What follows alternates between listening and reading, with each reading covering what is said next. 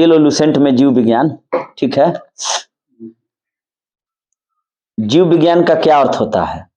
जिसके अंतर्गत हाँ जीवधारियों का अध्ययन किया जाता है, ठीक है। और बायोलॉजी जो है इसका अर्थ है जीवन और जीवन का अध्ययन, यानी कि जीवन प्लस अध्ययन यानी कि लाइफ प्लस स्टडी, ठीक है। और जीवन का अध्ययन ही बायोलॉजी कहलाता है। अच्छा बताइएगा लोग कि जीव विज्ञान शब्द का सर्वप्रथम प्रयोग किसके द्वारा किया गया? लेमार्क एवं ट्रेविनेरस, ठीक है। अच्छा आप बताइएगा कि जीव विज्ञान का एक क्रमबद्ध ज्ञान के रूप में विकास जो है किसके द्वारा किया गया? अरस्तु यानी कि एरिस्टोटल के द्वारा। एरिस्टोटल भी कहीं कहीं लिखा हुआ मिलता है, अंग्रेजी नाम है, ठीक है। और यह ग्रीक दार्शनिक थे। तो ये भी प्रश्न पूछा जा सकता है कि अरस्तु जो है वह जीव विज्ञान को एक क्रमबद्ध ज्ञान के रूप में प्रस्तुत किए, चाहे डेवलप किए, और अरस्तु ने ही सर्वप्रथम पौधे एवं जंतुओं के जीवन के विभिन्न पक्षों के विषय में अपने विचार प्रकट किए। इसलिए अरस्तु को father of biology and father of geology कहा जाता है, यानी कि जीव विज्ञान का जनक और जंतु विज्ञान का भी जनक कहा जाता है। अगर यही प्रश्न पूछा जाए कि वनस्पति विज्ञान का जनक कौन था, तो थियोफ्रेस्टस, ठीक है। अच्छा नेक्स्ट पर बताइएगा लोग कि एपी कल्चर में किसका अध्ययन किया जाता है? मधुमक्खी पालन का। मधुमक्खी यानी कि मध पालन का अध्ययन अगर करना हो तो एपी कल्चर, और वहीं अगर रेशम कीट का पालन का अध्ययन करना हो तो सेरीकल्चर होगा। अब मछली पालन का पीसी कल्चर। एपी कल्चर हो गया मधुमक्खी पालन का अध्ययन, सेरीकल्चर हो गया रेशम के कीट का, और पीसी कल्चर मछली का, ठीक है। और माइकोलॉजी में किसका अध्ययन किया जाता है? कॉको का। फाइकोलॉजी में शैवालों का। एंथोलॉजी में पुष्पों का। और पोमोलॉजी में फलों का, ठीक है। और थीनोलॉजी में पक्षियों का।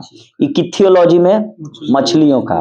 देखिए अगर मछली का अध्ययन करना है, उसके शारीरिक बनावट यानी कि कारिकी का, तो इकिथियोलॉजी होगा। अगर मछली को पालना है, पोसना है, तो पीसी कल्चर होगा, ठीक है। एंटेमोलॉजी में कीटों का अध्ययन, कीट पतंगों का, ठीक है। अच्छा वृक्ष एवं झाड़ियों का अध्ययन क्या कहलाता है? डेंड्रोलॉजी, ठीक है। वृक्ष एवं झाड़ियों का अध्ययन डेंड्रोलॉजी।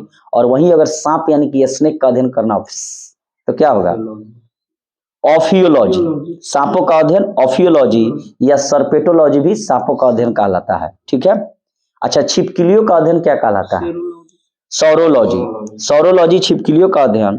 अगर काष्ठीय जो पेड़ है, माने काठ जिससे जंगला चौखट हम लोग बनवाते हैं, वैसे पेड़ों का अध्ययन करना हो तो सिल्वी कल्चर होगा, ठीक है। अगर उद्यान विज्ञान का अध्ययन करना, उद्यान कृषि का, बागानी कृषि का, तो क्या होगा? हॉर्टिकल्चर होगा। और फूलों की खेती, तो देखिए फूलों की खेती तो फ्लोरिकल्चर, खेती करना है तो कल्चर शब्द जुड़ा है। अगर वहीं पुष्पों का अध्ययन करना हो तो एंथोलॉजी, ठीक है। नेक्स्ट पर बताइएगा लोग कि सिस्टेमा नेचर नामक पुस्तक किसने लिखा? सिस्टेमा नेचर नामक पुस्तक कार्लोस लिनियस ने लिखा, और इन्होंने ही जीवधारियों को दो जगत यानी कि पादप यानी कि प्लांट किंगडम एवं एनिमल किंगडम में बांटा, ठीक है। लिनियस ने ही वर्गीकरण की प्रणाली शुरू की। तो जब भी ये प्रश्न पूछेगा कि क्लासिफिकेशन का जो सिस्टम है वो किसने दिया, तो लिनियस ने दिया। और सिस्टेमा नेचर नामक पुस्तक किसने लिखी, तो लिनियस ने। बहुत बार प्रश्न पूछा जाता है। और जो ये क्लासिफिकेशन का जो सिस्टम दिए, तो इसी कारण इनको, लिनियस को, फादर ऑफ मॉडर्न टेक्सोनॉमी भी कहा जाता है, अर्थात आधुनिक वर्गीकरण का पिता।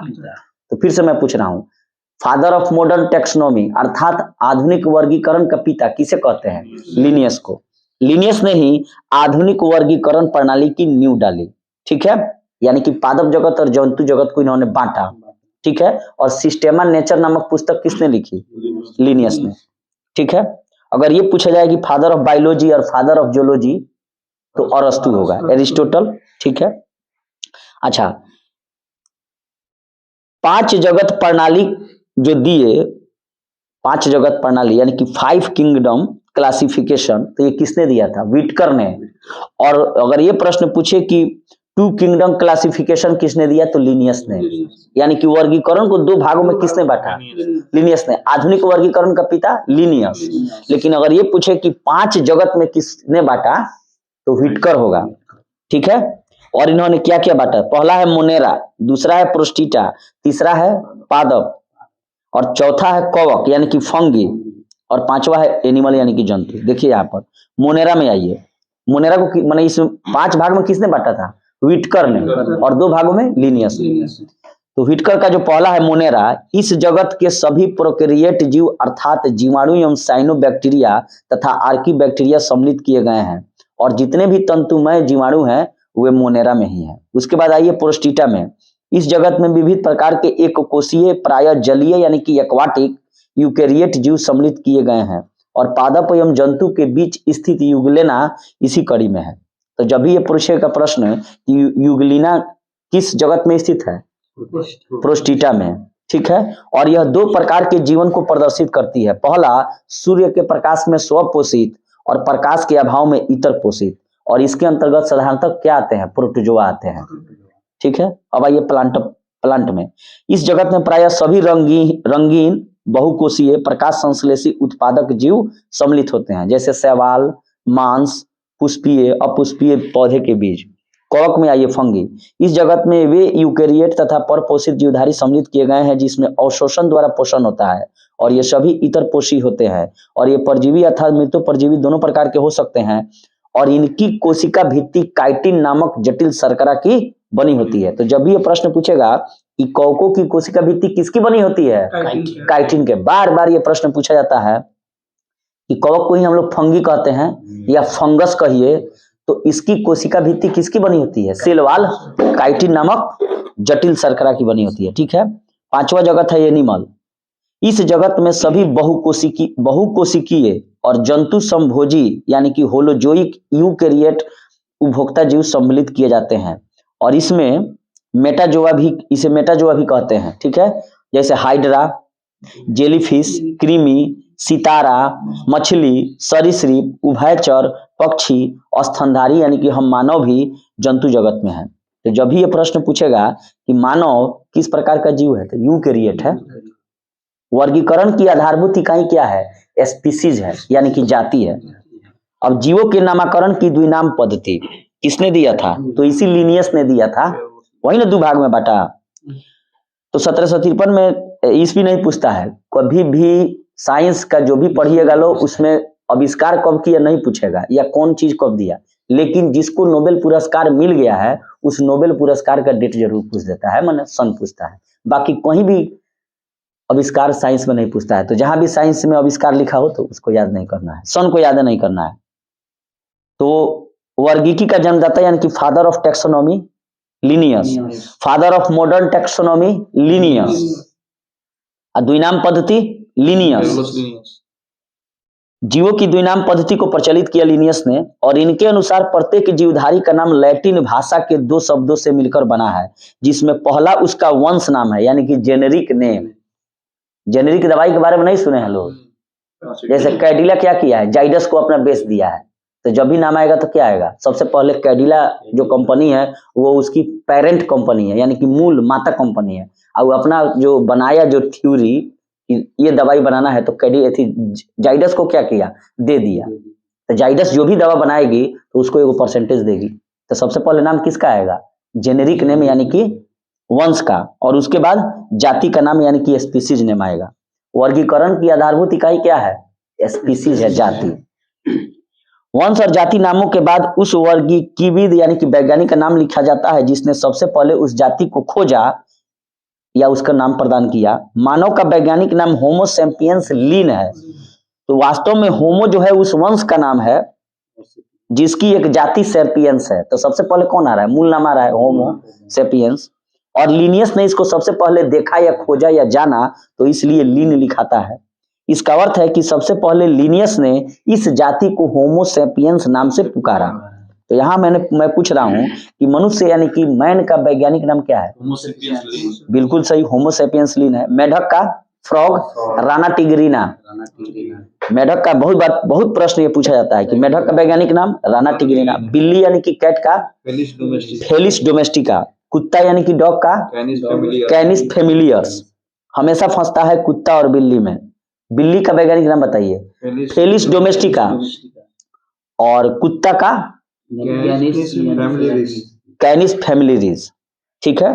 गाय का बॉस इंडिसस, मक्खी का यानी कि हाउस फ्लाई, ध्यान देना यहाँ मक्खी हाउस फ्लाई वाली है। मस्का डोमेस्टिका, आम का मैंगो का, और ये राष्ट्रीय फल भी है हम लोग का मैग्निफेरा इंडिका। धान का राइस का ओराइजा सटाइवा, गेहूं यानी कि विट का टिट्रिकम एस्टिवम, मटर यानी कि पी का पीसीएम सटाइवम, चना यानी कि ग्राम का साइसर एरिटेनियम, और सरसों यानी कि मस्टर्ड का बैरासिका कैम्पेस्ट्रिस। तो फिर से मैं पूछ रहा हूँ, सरसों का वैज्ञानिक नाम क्या है? बैरासिका कैम्पेस्ट्रिस। चना का साइकर एरिस्टेनियम, मटर का पीसीएम सटाइवम, गेहूं का टिट्रिकम एस्टिवम, धान का ओराइजा सटाइवा, आम का मैग्निफेरा इंडिका, मक्खी का हो गया मस्का डोमेस्टिका, हाउस फ्लाई वाली है। सैंड फ्लाई या नहीं चल जाना है, सीसी मक्खी। सीसी मक्खी के काटने से सोने की बीमारी हो जाएगी, और सैंड फ्लाई जो काटेगा सिकटा मक्खी, उससे कालाजार रोग हो जाएगा। सीसी मक्खी जब काटेगी तो मस्तिष्क प्रभावित होगा, आपको ज्यादा नींद आएगा, मस्तिष्क ज्वर। हाँ, मस्तिष्क ज्वर। ये जो काटेगा सैंड फ्लाई यानी कि बालू मक्खी चाहे सिकटा मक्खी, तो आपको आंत ज्वर हो जाएगा, तेज बुखार आएगा, ठीक है। तो हम लोग कहाँ थे? ये हाउस फ्लाई जो मक्खी होती है उसका वैज्ञानिक नाम मस्का डोमेस्टिका है। गाय का बॉस इंडिसस है। कुत्ता का कैनिस फैमिलियस है, क्योंकि कुत्ता जो है फैमिली में घुल मिल कर रहता है। अब बिल्ली को पालना बहुत कठिन काम है ना, लोग कहला बिलाई के घर में घंटी के बने, तो क्या है? Felis domestica. मेढक का राना टिग्रिना है, और मनुष्य जो है होमोसेपियंस है। यहाँ तक क्लियर हो गया। तो मैं इसको फिर से पढ़ रहा हूँ कि फादर ऑफ टेक्सोनॉमी या father of modern taxonomy Linnaeus, systema nature नामक पुस्तक लिनियस में, ठीक है। यानी कि जीवों के द्विनाम पद्धति के जन्मदाता भी लिनियस है, ठीक है। अब हम लोग चलते हैं लुसेंट के जीव विज्ञान में दूसरा चैप्टर में कोशिका। ध्यान से सुनिएगा लोग इसको।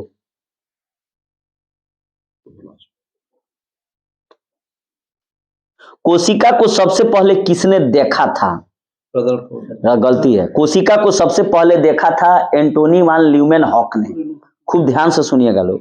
कोशिका को सबसे पहले किसने देखा था? तो कोशिका को सबसे पहले देखा था एंटोनी वान ल्यूमेनहॉक ने। ये ऐसे प्रश्न पूछेगा कि कोशिका जीवन की सबसे छोटी कार्यात्मक एवं संरचनात्मक इकाई है। तो जहां भी ये प्रश्न पूछे कि जीवन की सबसे छोटी कार्यात्मक एवं संरचनात्मक इकाई कौन है? कोशिका, जिसको अंग्रेजी में हम लोग सेल कहते हैं। और इसको सबसे पहले एंटोनी वान ल्यूमेनहॉक ने देखा था और इसका वर्णन भी किया था, ठीक है। अब आते हैं कि कोशिका के अध्ययन को क्या कहा जाता है? Cytology, CYTOLOGY। कोशिका के अध्ययन को साइटोलॉजी अर्थात कोशिका विज्ञान कहा जाता है। कोशिका शब्द का सबसे पहले प्रयोग किसने किया? रॉबर्ट हुक ने, जो एक ब्रिटेन यानी कि अंग्रेज वैज्ञानिक था। तो जब भी ये प्रश्न पूछे कि कोशिका शब्द का सबसे पहले प्रयोग किसने किया? रॉबर्ट हुक ने, अंग्रेज था। कोशिका के अध्ययन को क्या कहा जाता है? साइटोलॉजी अर्थात कोशिका विज्ञान। और कोशिका को पहली बार किसने देखा और उसका वर्णन किसने किया? एंटोनी वान ल्यूमेनहॉक ने। और जीवन की सबसे छोटी कार्यात्मक इकाई कौन है? सेल है, कोशिका। और संरचनात्मक इकाई भी सेल है। यहां तक क्लियर हो गया। कोशिका सिद्धांत का सर्वप्रथम प्रतिपादन किसने किया? सलाइडेन एवं स्वान ने, ठीक है। लेकिन पहली बार इसको विभाजित माने कोशिका को यह किसने स्पष्ट किया कि यह भी कोशिका? देखिए, जब तक कोशिका को खोजा गया था तो कोई नहीं कहता था कि कोशिका विभाजित होगी, लेकिन इसको विभाजित होने का प्रमाण किसने दिया? तो रुडोल्फ विर्चो ने। ध्यान से सुनिएगा लोग। कोशिका शब्द का प्रयोग किसने किया? रॉबर्ट हुक ने, अंग्रेज वैज्ञानिक थे। कोशिका का पहली बार वर्णन किसने किया या किसने देखा? तो एंटोनी वान ल्यूमेनहॉक ने। कोशिका सिद्धांत का प्रतिपादन किसने किया? थ्योरी किसने दिया? तो स्लाइडेन एवं स्वान ने। और कोशिका का विभाजन सर्वप्रथम किसने सिद्ध किया? तो रुडोल्फ विर्चो ने, ठीक है। अब यहां से और आइए, यहां तक हम लोग क्लियर कर लिए। अब कोशिका में हम लोग आगे बढ़ते हैं। कोशिका सिद्धांत की मुख्य दो बातें इस प्रकार है, जैसे कि सभी जीव कोशिका व कोशिका उत्पाद से बने होती हैं। हम लोग के शरीर भी सब कोशिका से बना है। सभी कोशिकाएं पूर्व स्थित कोशिकाओं से ही बनी होती है। मानव के औरत के गर्भ में जब बच्चा माने शुरू होता है तो वो भी छोटा सेल से ही शुरू होता है, यानी कि पहले से जो स्थित है वही विभाजित होकर बनती है। और कोशिका का निर्माण जिस क्रिया से होता है उसमें केंद्रक जो है मुख्य क्रिएटर होता है, यानी कि मुख्य अभिकर्ता होता है। और कोशिका कितने प्रकार की होती है? 2 प्रकार की, एक होता है प्रोकैरियोट और दूसरा होता है यूकैरियोट। ठीक है, अब कुछ चीजें हैं उसको पढ़ लें हम लोग कि सबसे छोटी कोशिका किसकी होती है? जीवाणु की होगी, और उसमें भी उसका नाम है माइकोप्लाज्मा गैलेक्टिसेप्टिकम। माइकोप्लाज्मा गैलीसेप्टिकमा। सबसे छोटी कोशिका किसकी होगी? माइकोप्लाज्मा गैलीसेप्टिकमा नामक जीवाणु की होगी। और सबसे लंबी कोशिका शुतुरमुर्ग। सबसे लंबी कोशिका जो है तंत्रिका तंत्र की कोशिका होती है। और सबसे बड़ी कोशिका किसकी होगी? शुतुरमुर्ग के अंडे यानी कि ऑस्ट्रिच एग की होगी। फिर से इसको दोहरा दिया जाए कि सबसे छोटी कोशिका किसकी होती है? माइकोप्लाज्मा गैलेक्टिसेप्टिकमा की होती है। और सबसे बड़ी कोशिका किसकी होगी? तंत्रिका तंत्र। वो तो तंत्रिका तंत्र की होगी। अगर इस तरह पूछा जाए तो ऑस्ट्रिच का एग है, शुतुरमुर्ग का अंडा। और शुतुरमुर्ग कहाँ पाया जाएगा? दक्षिण अमेरिकी देश में। बहुत बढ़िया, ठीक है। अच्छा, यहाँ है कि कोशिकाओं का औसत संगठन अवयव है और कुल कोशिकीय भार का प्रतिशत। जल में जो है कितना कोशिकीय भार का प्रतिशत होगा? 70 से 90। प्रोटीन में 10 से 15, कार्बोहाइड्रेट में 3, लिपिड में 2, न्यूक्लिक एसिड में 5 से 7 और आयन में 1। तो यहाँ सबसे ज्यादा कोशिकीय भार किसका है? जल में 70 से 90, प्रोटीन में 10 से 15, कार्बोहाइड्रेट में 3, लिपिड में 2, न्यूक्लिक एसिड में 5 से 7, आयन में 1। अब कुछ इसके बारे में हम लोग पढ़ लिया जाए। जीव द्रव्य के बारे में प्रोटोप्लाज्म। जीव द्रव्य का नामकरण किसने किया? पुरकिंजे ने किया था। और जीव द्रव्य यानी कि प्रोटोप्लाज्म क्या है? यह एक तरल, गाढ़ा और इसका कोई रंग नहीं है, पारभासी है, यानी कि आर पार आप इसको देख सकते हैं, लसलसा है और वजन युक्त पदार्थ है। और जीव की सारी जैविक क्रियाएं इसी के द्वारा होती हैं, इसलिए प्रोटोप्लाज्म को जीवन का भौतिक आधार कहा जाता है। तो जब भी ये प्रश्न पूछे कि जीवन का भौतिक आधार क्या है? प्रोटोप्लाज्म यानी कि जीव द्रव्य है। और इसका नामकरण पुरकिंजे नामक वैज्ञानिक ने किया था। ठीक है। और कोई जीव है उसकी सारी जैविक क्रियाएं जो है किसके द्वारा होगी? प्रोटोप्लाज्म के द्वारा। क्यों? क्योंकि यह तरल, गाढ़ा है, रंगहीन है, प्रभासी है, लसलसा है और वजन युक्त पदार्थ है। ठीक है। अब यहां से आइए कि जीव द्रव्य को कितने भागों में बांटा गया है? 2 भागों में, जिसमें पहला है साइटोप्लाज्म यानी कि कोशिका द्रव्य और दूसरा है न्यूक्लियोप्लाज्म यानी कि केंद्रक द्रव्य। तो साइटोप्लाज्म में क्या होता है? यह कोशिका में केंद्रक एवं कोशिका झिल्ली के बीच होती है। कहाँ होती है? खूब ध्यान से यहाँ पर देखिए आप लोग। जैसे मान लीजिए है सेल है, ठीक है, यहाँ पर इसका केंद्रक हो गया, सेंटर हो गया, और इसी में एक कोशिका झिल्ली होती है। कोई भी अंडा छिलिएगा ना तो खोपड़िया के बीच में कोई झिल्ली होगा, तब अंदर माल होगा। तो यहाँ कह रहा है कि जो जीव द्रव्य को हम लोग 2 भागों में बांटे हैं, एक साइटोप्लाज्म में, एक न्यूक्लियोप्लाज्म में। तो साइटोप्लाज्म में जो है यह कोशिका में केंद्रक एवं कोशिका झिल्ली के बीच जो स्थित जो चीज होता है ना, वही आपको साइटोप्लाज्म है। और न्यूक्लियोप्लाज्म में क्या है कि यह कोशिका में केंद्रक यानी कि जो सेंटर है ना, इसके अंदर रहता है केंद्रक द्रव्य यानी कि न्यूक्लियोप्लाज्म। ठीक है। जीव द्रव्य का जो है यानी कि प्रोटोप्लाज्म का 99% भाग 4 तत्वों से मिलकर बना होता है, जिसमें है ऑक्सीजन, कार्बन, हाइड्रोजन और नाइट्रोजन। आकाहाना ऑक्सीजन सबसे ज्यादा है, कितना प्रतिशत है? 76। कार्बन कितना है? 10.5%। हाइड्रोजन 10% और नाइट्रोजन 2.5%। और जीव द्रव्य का लगभग 80% भाग जल से बना होता है। ठीक है। जीव द्रव्य में अकार्बनिक एवं कार्बनिक यौगिकों का अनुपात कितना होता है? तो 81.19। लेकिन यहाँ पर एक ही चीज याद रखना है, कार्बनिक को छोड़ दीजिए, अकार्बनिक को याद रखिए, ना तो कार्बनिक को याद रखिए। तो परीक्षा में क्या करता है कि प्रश्न पूछता है कि जीव द्रव्य में कार्बनिक, अकार्बनिक, कार्बनिक और अकार्बनिक यानी कि ऑर्गेनिक और इनऑर्गेनिक का अनुपात बताइए, कितना होगा? 19 अनुपात 81। उलट देगा तो दिक्कत हो जाएगा। तो इसीलिए हम लोग को क्या याद रखना है? ऑर्गेनिक याद रखिए 19, नहीं तो इनऑर्गेनिक याद रखिए 81। हाँ। तो जीव द्रव्य का लगभग 80% भाग जल होता है और जीव द्रव्य यानी कि प्रोटोप्लाज्म में अकार्बनिक यानी कि इनऑर्गेनिक पदार्थ का अनुपात जो है प्रतिशत जो है 81% होता है। शेष 19% ऑर्गेनिक यानी कि कार्बनिक होता है। और जीव द्रव्य यानी कि प्रोटोप्लाज्म का 80% भाग जल का बना होता है और जीव द्रव्य का 99% भाग जो है 4 तत्वों से बना होता है, जिसमें ऑक्सीजन 76% है, कार्बन 10.5% है, हाइड्रोजन 10 है और नाइट्रोजन 2.5 है। ठीक है। और कोई भी जीव है उसकी सारी जैविक क्रियाएं प्रोटोप्लाज्म के द्वारा ही होती है, इसलिए जीवन का भौतिक आधार प्रोटोप्लाज्म को ही कहा जाता है। और प्रोटोप्लाज्म यानी कि जीव द्रव्य का नामकरण जो है पुरकिंजे नामक वैज्ञानिक ने किया था। और ये 2 भागों में बटा होता है। जैसे कोई कोशिका है तो इसका सेंटर और कोशिका झिल्ली के बीच जो पदार्थ होता है उसको हम लोग कोशिका द्रव्य यानी कि साइटोप्लाज्म कहते हैं, और जो केंद्रक के अंदर जो द्रव्य होता है उसको न्यूक्लियोप्लाज्म है यानी कि कोशिका द्रव्य कहते हैं। क्लियर हो गया। और जीव द्रव्य में अकार्बनिक पदार्थ कितना प्रतिशत रहेगा? अकार्बनिक यानी कि इनऑर्गेनिक 81, ऑर्गेनिक कम है। हाँ ठीक है। अब आइए लोग की कोशिका 2 प्रकार की होती है, एक तो होती है प्रोकैरियोट और दूसरी होती है यूकैरियोट। प्रोकैरियोट जो कोशिका है, इन कोशिकाओं में हिस्टोन नामक प्रोटीन नहीं पाई जाती है। तो जब भी ये प्रश्न पूछेगा कि निम्न में से किस प्रकार की कोशिका में हिस्टोन नामक प्रोटीन नहीं पाई जाती है जिसके कारण क्रोमैटिन जाल नहीं बन पाता है, तो वो प्रोकैरियोट होगा।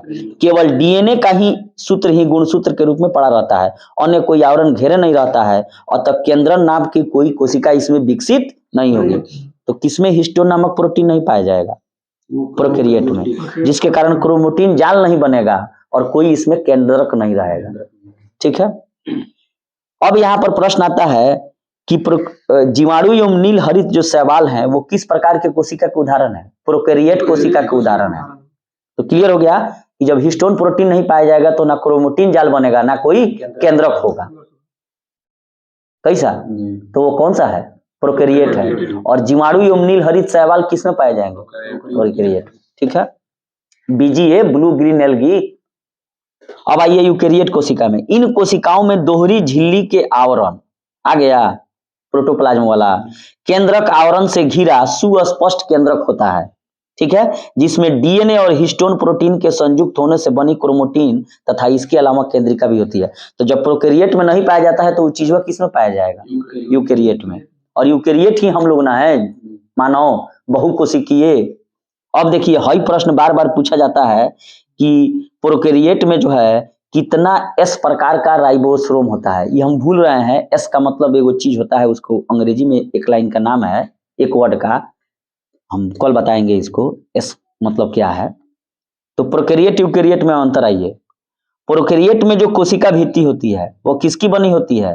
प्रोटीन एवं कार्बोहाइड्रेट की। तब हमने घोटता नहीं समझ जीवाणु एवं नील हरित शैवाल।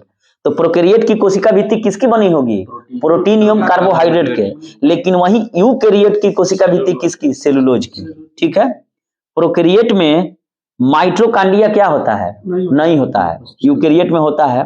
और माइटोकॉन्ड्रिया को ही पावर हाउस ऑफ सेल कहा जाता है। अच्छा, endoplasmic reticulum, ER, endoplasmic reticulum जो होता है ना, उसको यातायात प्रबंधक भी कहा जाता है, जो शरीर में इधर से उधर सामान को भेजता है। तो इंडोप्लाज्मिक रेटिकुलम और माइटोकॉन्ड्रिया जो है, उसके अलावा केंद्रक झिल्ली, लाइसोसोम, लिंग प्रजनन, केंद्रिका और सेंट्रियोल, ये सब जो है प्रोकैरियोट कोशिका में नहीं होती है। कौन सी नहीं होती है? माइटोकॉन्ड्रिया, इंडोप्लाज्मिक रेटिकुलम यानी कि ईआर, केंद्रिका झिल्ली, गोल्जी कॉय, लाइसोसोम, उसके अलावा केंद्रिका, सेंट्रियोल। यही पढ़ लिया लोग कि जब हिस्टोन प्रोटीन नहीं बनेगा तो क्रोमैटिन जाल नहीं बनेगा तो केंद्रक कहां से आ जाएगा? और इसमें उपस्थित होगा यूकैरियोट में। अच्छा, राइबोसोम जो होते हैं प्रोकैरियोट कोशिका में वो कितने एस प्रकार के होते हैं? यही बार बार प्रश्न पूछा जाता है कि राइबोसोम जो है वह 70, राइबोसोम प्रोटीन का उत्पादन फैक्ट्री भी कहा जाता है। और जो प्रोकैरियोट में होगा वह 70 एस प्रकार का होगा और वहीं यूकैरियोट में 80 एस प्रकार का होगा। ठीक है। और डीएनए जो है हम लोग यहीं पढ़े हैं प्रोकैरियोट में कि भले हिस्टोन प्रोटीन नहीं हो, क्रोमोटिल जाल नहीं बने, केंद्रक नहीं है, लेकिन डीएनए का जो सूत्र है एक अणु के रूप में पड़ा रहता है, एक सूत्र के रूप में। और हम लोगों में जो डीएनए है यानी कि यूकैरियोट में यह पूर्ण विकसित होगा और दोहरे आवरण झिल्ली से भी होगा। अच्छा, कशाभिका जो है केवल एक तंतु का होता है, इसमें 11 तंतु हम लोगों में होते हैं। केंद्रिका उसमें नहीं होगा, हम लोगों में होगा। सेंट्रियोल प्रोकैरियोट में नहीं है और यूकैरियोट में है। श्वसन जो होता है वो प्रोकैरियोट जीव कैसे करते हैं? प्लाज्मा झिल्ली द्वारा, प्लूरल मेम्ब्रेन द्वारा। और यही जो पूछा जाएगा कि यूकैरियोट कोशिका में श्वसन कैसे होगा, तो माइटोकॉन्ड्रिया द्वारा, तब ना उसको पावर हाउस ऑफ सेल कहते हैं, ऊर्जा का उत्पादन गृह।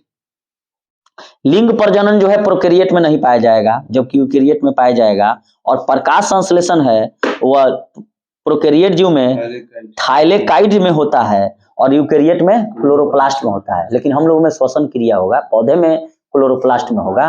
क्लोरोप्लास्ट में क्या उपस्थित है? क्लोरोफिल, जो हरे रंग का वर्णक है और सूर्य के प्रकाश के उपस्थिति में अपना भोजन बनाता है। और ऑक्सीजन को क्या करता है? उपोत्पाद यानी कि बाई प्रोडक्ट के रूप में पैदा करता है, जिसको हम लोग सांस लेते हैं। तो कोशिका जो विभाजन है वो प्रोकैरियोट में कैसे होगा? अर्धसूत्री प्रकार का होगा। और हम लोगों में अर्धसूत्री या समसूत्री भी प्रकार का हो सकता है। तो जब भी ये प्रश्न पूछे कि किस प्रकार के कोशिका में अर्धसूत्री विभाजन होता है, तो क्या मारिएगा? दोनों होगा, प्रोकैरियोट यूकैरियोट दोनों होगा।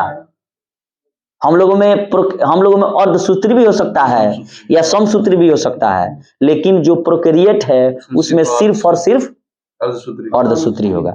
अब आइए लो कि कोशिका के कितने भाग हैं, सेल के मेन पार्ट्स ऑफ सेल। सबसे पहले आता है सेल वाल, ठीक है। तो सेल वाल जो है यह केवल कहाँ पाया जाता है? पादप कोशिका में, पौधे में। और सेल वाल किसका बना होता है? सेलुलोज का। यह कोशिका को निश्चित आकृति एवं आकार बनाए रखने में सहायक होता है। कौन? कोशिका भित्ति। और जीवाणु का कोशिका भित्ति पेप्टिडोग्लन का बना होता है। बहुत बार ये पूछा जाता है कि पौधे की कोशिका भित्ति किसकी बनी होगी? सेलुलोज की। लेकिन जीवाणु की कोशिका भित्ति किसकी बनी होगी? पेप्टिडोग्लन का। पेप्टिडोग्लन का, अरे कैसे हूँ, अंग्रेजी है भाई, विज्ञान है। अगर जीव विज्ञान पढ़ने में मजा नहीं आया तो फिजिक्स और केमिस्ट्री भी कभी नहीं समझ पाइएगा, क्योंकि जीव विज्ञान को हम लोग बहुत सारी चीजों को देख सकते हैं। केमिस्ट्री में तो प्रयोग है, फिजिक्सों में लगभग प्रयोग है, लेकिन बायोलॉजी अगर समझ में नहीं आया तो कुछ नहीं आएगा साइंस में। तो कोशिका के जो पार्ट्स हैं, मेन पार्ट्स ऑफ सेल, उसमें पहला था सेल वाल। और सेल वाल जो है यह पादप कोशिका में पाया जाता है और वो सेलुलोज का बना होता है। लेकिन जब यह जीवाणु में कोशिका भित्ति जो पाई जाएगी वो पेप्टिडोग्लन की बनी होगी, ठीक है। और कोशिका भित्ति क्या करता है? यह निश्चित आकार एवं आकृति प्रदान करता है, ठीक है। अब आइए दूसरा, कोशिका झिल्ली क्या है? Cell membrane.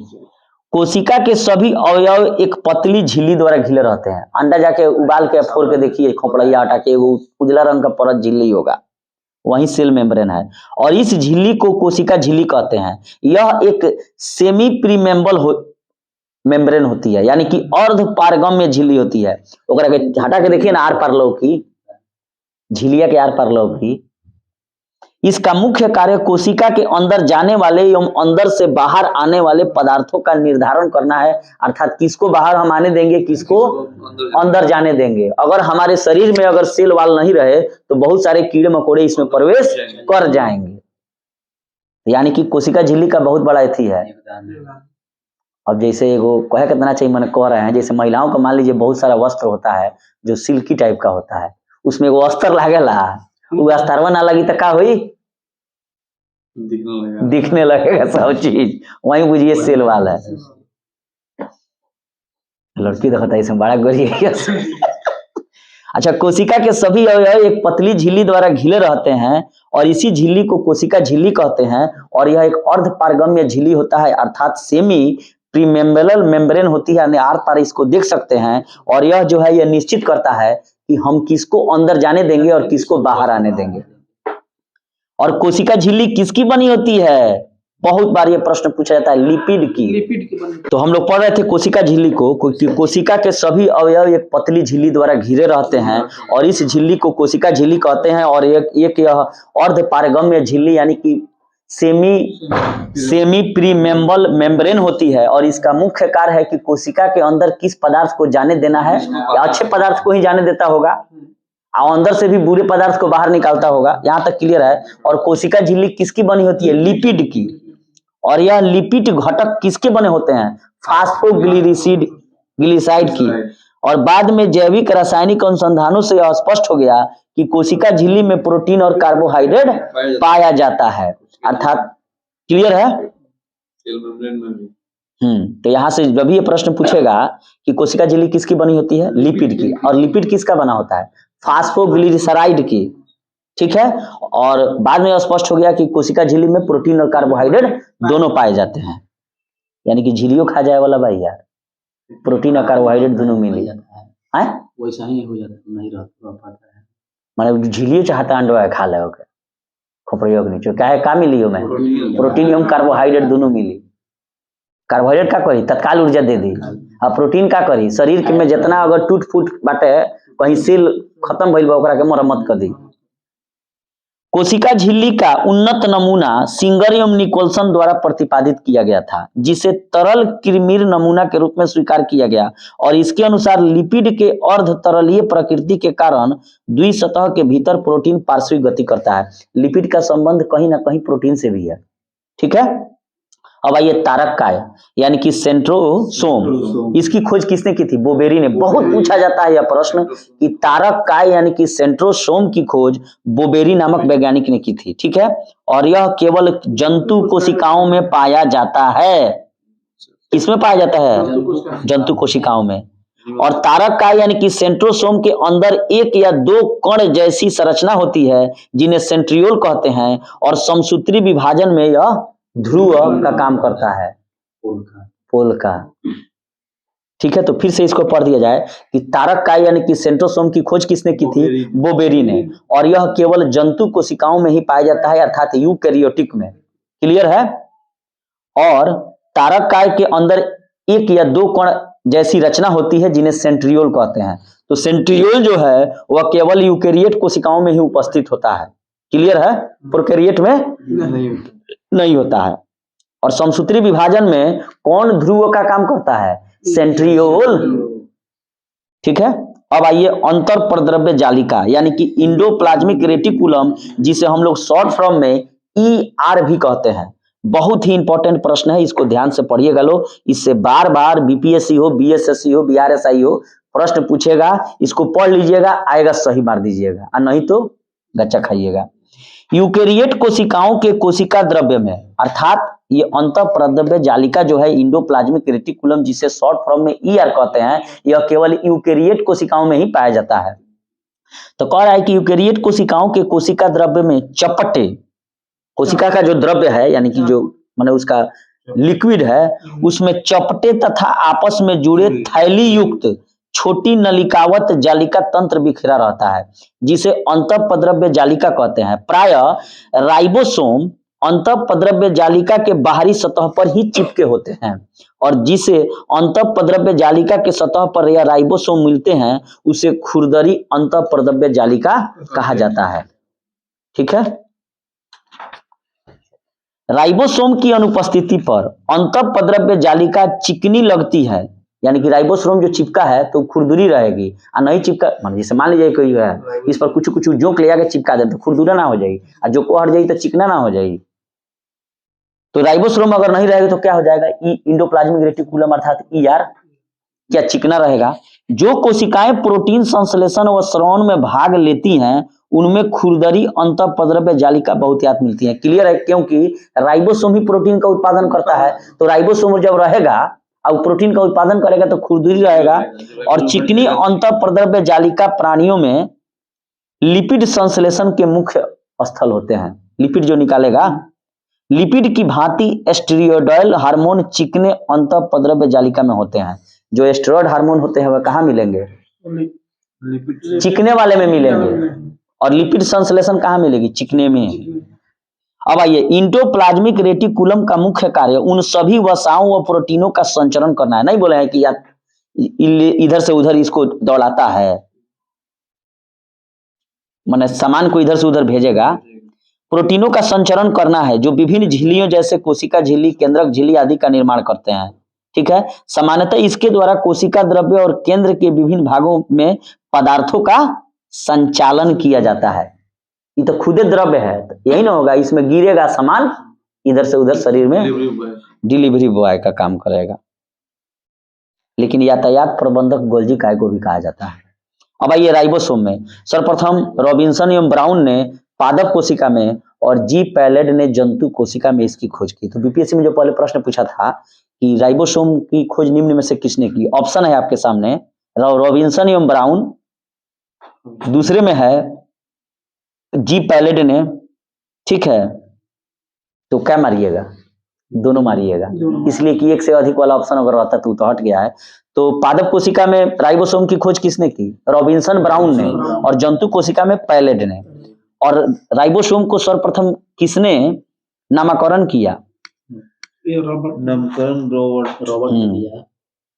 ठीक है, यह राइबो न्यूक्लिक एसिड यानी कि आरएनए नामक अम्ल व प्रोटीन की बनी होती है। ठीक है, और यह प्रोटीन संश्लेषण के लिए उपयुक्त स्थान प्रदान करती है, इसलिए प्रोटीन का उत्पादन स्थल या प्रोटीन फैक्ट्री भी इसे कहा जाता है राइबोसोम को। बहुत बार ये प्रश्न पूछा गया है कि फैक्ट्री ऑफ प्रोटीन किसको, राइबोसोम को।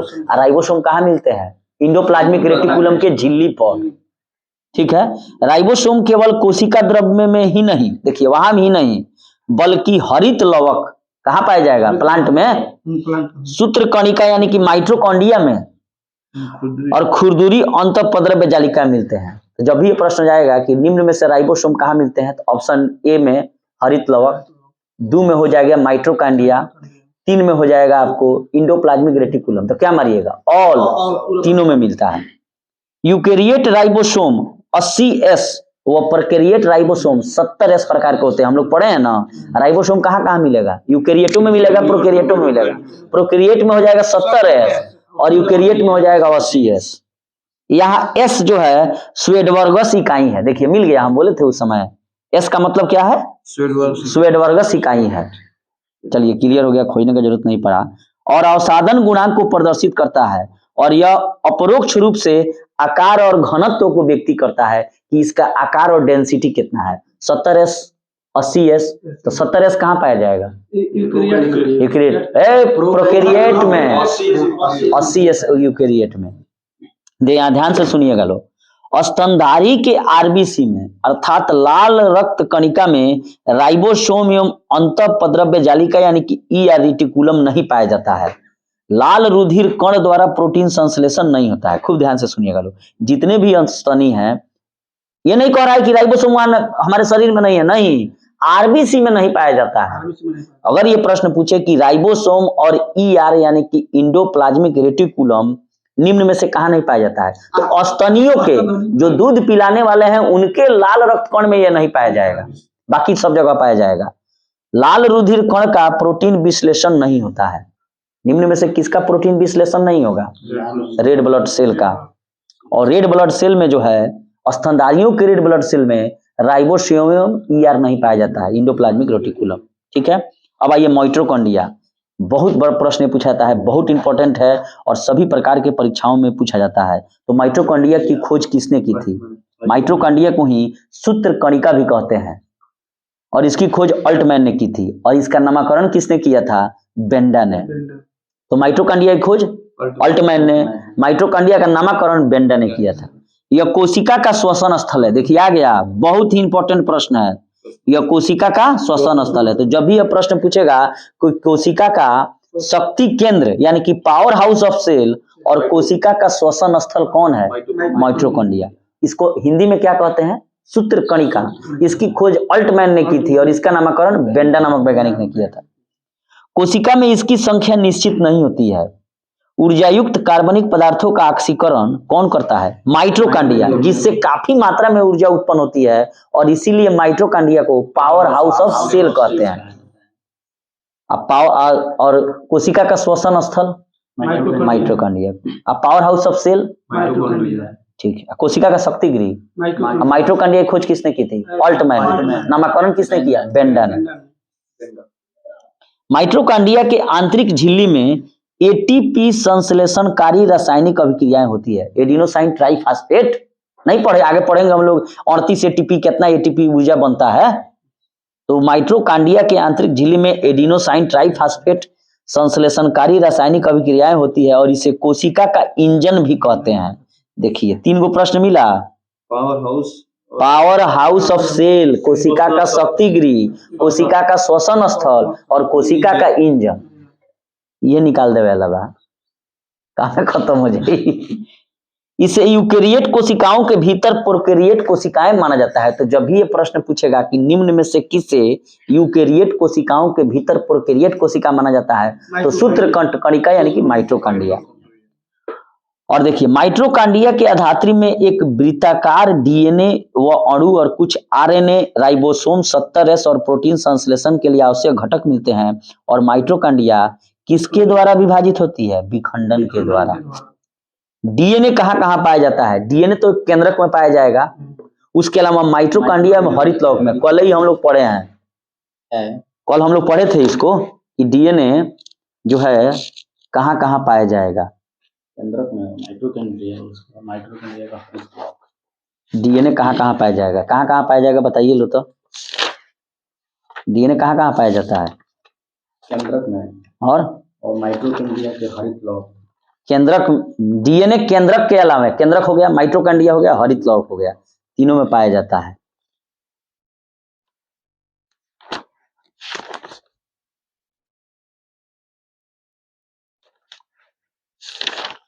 देखिए देखिए पूछा हुआ प्रश्न है यह, घटना चक्र का है ना, कि डीएनए कहाँ पाया जाएगा? नाभिक यानी कि न्यूक्लियस यानी कि केंद्रक में, उसके अलावा माइटोकॉन्ड्रिया में और क्लोरोप्लास्ट यानी कि हरित लौक में।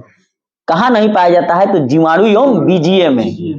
ठीक है, जीवाणु एवं बीजीए यानी कि ब्लू ग्रीन एल्गी में माइटोकॉन्ड्रिया नहीं पाया जाता है, डीएनए नहीं पाया जाता है। डीएनए जीवाणु एवं बीजीए यानी कि हरित नील हरे शैवाल में नहीं पाया जाएगा, लेकिन वहीं नाभिक यानी कि न्यूक्लियस यानी कि केंद्रक में पाया जाएगा, माइटोकॉन्ड्रिया में पाया जाएगा और क्लोरोप्लास्ट यानी कि हरित लौक में पाया जाएगा। क्लियर हो गया? अब आइए गोल्जी कॉय, गोल्जी बॉडी, और इसकी खोज कैमिलो गोल्जी नामक वैज्ञानिक ने की थी और इसे यातायात प्रबंधक कहते हैं यानी कि ट्रांसपोर्ट मैनेजर। जब भी ये प्रश्न पूछे कि ट्रांसपोर्ट मैनेजर किसे कहते हैं? गोल्जी कॉय, गोल्जी बॉडी को। अब यहाँ कह रहा है इसकी खोज कैमिलो गोल्जी इटली के वैज्ञानिक ने की थी और यह सूक्ष्म नलिकाओं यानी कि ट्यूबलेस के समूह एवं थैलियों का बना होता है। गोल्जी कॉम्प्लेक्स में कोशिका द्वारा संश्लेषित प्रोटीनों और अन्य पदार्थों की पुटिकाओं के रूप में पैकिंग होती है। ये पुटिकाएं गंतव्य स्थान पर उस पदार्थ को पहुंचा देती है। यदि कोई पदार्थ कोशिका से बाहर अगर निकल रहा है तो उस पदार्थ वाली पुटिकाएं उसे कोशिका झिल्ली के माध्यम से बाहर निकाल देती है। इस प्रकार गोल्जी काय यानी कि गोल्जी बॉडी को कोशिका के अणुओं का ट्रांसपोर्ट मैनेजर भी कहते हैं।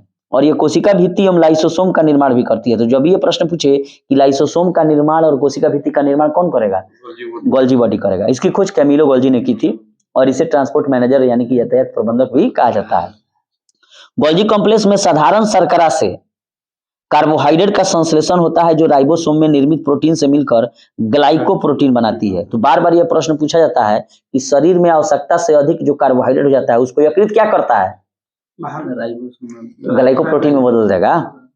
और गोल्जी काय ग्लाइकोलिपिड का भी निर्माण करता है। तो जब भी ये प्रश्न पूछे कि यातायात प्रबंधक, गोल्जी काय। अब आइए लाइसोसोम में, और ये लाइसोसोम इतना इंपॉर्टेंट है कि बीपीएससी इसको पकड़ लिया है। चाहे बीपीएससी असिस्टेंट का एग्जाम हो, ऑडिटर का एग्जाम हो, चाहे कोनो बीपीएससी का एग्जाम हो, बार बार इससे प्रश्न पूछे जा रहे हैं और बहुत सारे जो है स्टूडेंट गलती कर दे रहे हैं। इसमें ये है, इसको मैंने छोटा रूप में समझ लीजिए कि ये जो है चीजों को पचा लेता है, माने जो खराब चीज है उसको पचा के खत्म कर देगा। क्या करेगा? शरीर में जो अपशिष्ट जो है उसको पचा देगा। बस तो यही मैंने समझिए लो। अब सुनिए लो लाइसोसोम के बारे में कि लाइसोसोम की खोज डी डुबे नामक वैज्ञानिक ने की थी। ठीक है, यह सूक्ष्म गोल इकहरी झिल्ली से घिरी एक ऐसी रचना है, ठीक है, और इसका निर्माण पैकिंग यानी कि संवेष्टन विधि द्वारा गोल्जी काय में होती है। ठीक है, लाइसोसोम की आत्महत्या की थैली भी कहते हैं अर्थात सुसाइड वेसल भी कहते हैं। ठीक है, और यहां सुनिए, लाइसोसोम में सभी प्रकार के जल अपघटनीय एंजाइम जैसे हाइड्रोलेजेज, लाइपेसेजेज, प्रोटोसेजेज और कार्बोहाइड्रेट मिलते हैं जो अम्लीय परिस्थितियों में सर्वाधिक सक्रिय रहते हैं। और यहाँ ध्यान से सुनिए, ये एंजाइम, पेन रखिए तब समझ में आएगा। यहाँ पर ये एंजाइम मिला carbohydrate, protein, lipid, nucleic acid आदि के पाचन में सक्षम है। यही प्रश्न बार बार पूछा जा रहा है। अगर ये प्रश्न पूछ दे कि शरीर में जो है protein, lipid, nucleic acid, carbohydrate को कौन पचाता है, यही बार बार पूछा जा रहा है कि शरीर में अवशिष्टों को, प्रोटीनों का या कार्बोहाइड्रेट को कौन पचाता है, या हाँ यानी कि नष्ट यही करता है। और इसे आत्मघाती यानी कि सुसाइड वेसिल भी कहा जाता है। जानते हैं क्या करेगा ये लाइसोसोम हुआ, जाके उसमें प्रोटीनों में घुस जाएगा, अवशिष्ट है तो माने खराब हो गया है तो, जाके वो अपना मरेगा, यानी कि अपना डूबेंगे सनम, और तुमको भी लेकर डूबेंगे। तो जब ये प्रश्न पूछे कि आत्मघाती थैली यानी कि सुसाइड वेसल किसे कहते हैं, लाइसोसोम को, और पाचन में कौन सा है lysosome, carbohydrate, protein, lipid, nucleic acid. ठीक है, अब आइए, स्तनधारियों के आरबीसी में लाइसोसोम नहीं पाया जाता है। तो जब भी ये प्रश्न पूछे कि स्तनधारियों के आरबीसी में राइबोसोम, लाइसोसोम, ईआर यानी कि एंडोप्लाज्मिक रेटिकुलम, प्रोटीन विश्लेषण, ये सब नहीं होता है। ठीक है, अब आइए प्लास्टिड आ गया। ये सब बीएसएससी में प्रश्न पूछा हुआ है प्लास्टिड से, खूब ध्यान से सुनिएगा लोग, कल भी हम इसको बताए थे। ठीक है, लवक, यह केवल किसमें पाया जाएगा, पादप कोशिका में, और यह 3 प्रकार के होते हैं। पहला है हरित लवक यानी कि क्लोरोप्लास्ट, दूसरा है अवर्णी लवक यानी कि ल्यूकोप्लास्ट, और तीसरा है वर्णी लवक यानी कि क्रोमोप्लास्ट। बहुत ही इंपॉर्टेंट है। तो फिर से बताइएगा लोग कि लवक यानी कि प्लास्टिड इसमें पाया जाता है केवल पादप कोशिका में। कितने प्रकार के होते हैं, कौन कौन, हाँ, तो क्लोरोप्लास्ट में क्या हो जाएगा, हरित लवक, ल्यूकोप्लास्ट में अवर्णी माने जिसका कोई रंग नहीं है, और एक हो जाएगा क्रोमोप्लास्ट यानी कि जिसका रंग है, यानी कि वर्णी लवक।